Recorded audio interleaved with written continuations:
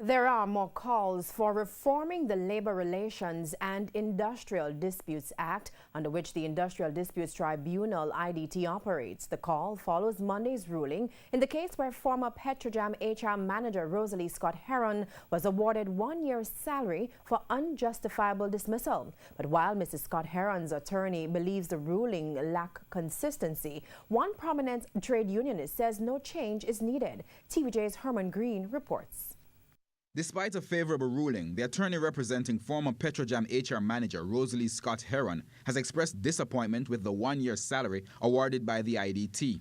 Speaking with Dion Jackson Miller on RGR's Beyond the Headlines on Wednesday, the attorney, Simone Mayhew, said the IDT's awards seem erratic. We don't oftentimes see a consistent pattern when you compare award to award as to what are the relevant considerations that the IDT would consider in making an award.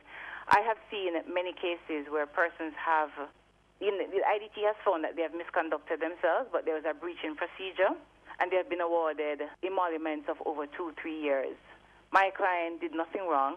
Certainly there was no evidence presented. She was not the subject of any disciplinary proceedings.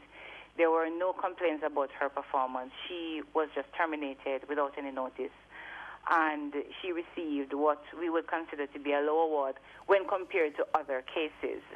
While discussing the matter on TVJ's All Angles Wednesday night, chairman of the Jambar Labour Law Committee, Emil Leiber, agreed with Ms. Mayhew. There's no guidelines setting out how it was arrived at. That's really, to me, that's one of the issues. Set out how that it's arrived at so we can know, because I can't, when a figure is just thrown out, it's very hard to assess whether or not it is reasonable or not. The Jamaica Employers Federation, JEF, however, had a different view. JEF President David Wan feels the awards tend to be biased towards employees. The IDT process is burdensome for micro-employers, and we're calling for some discussion about an alternative mechanism for very small employers.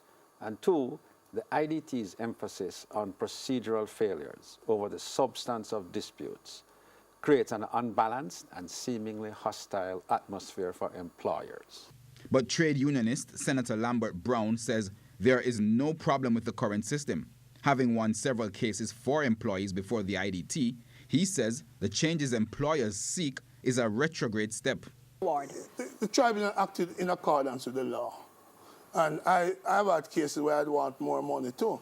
Everybody who represents anybody want more money, but I can live with the award. I respect the award, and it shows balance. Why are we beating up the tribunal? Only because we want to go back to the master and servant's day. It's a terrible award. Not coming back to us. Herman Green, TVJ News.